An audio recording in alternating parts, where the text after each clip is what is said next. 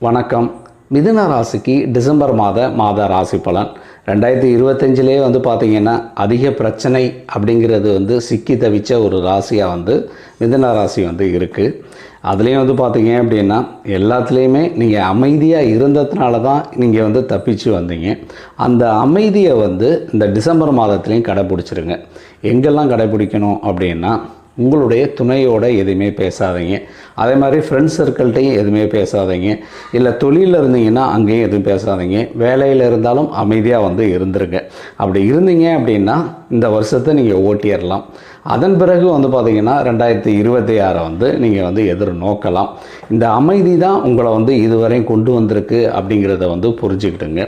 பணவரவுலாம் எப்படி சார் இருக்கும் அப்படின்னு பார்த்தோம் அப்படின்னா, பணவரவு திருப்திகரமாக உங்களுக்கு இருக்கும். ஏதாவது ஒரு வகையில் உங்களுக்கு பணம் அப்படிங்கிறது இருக்கும்.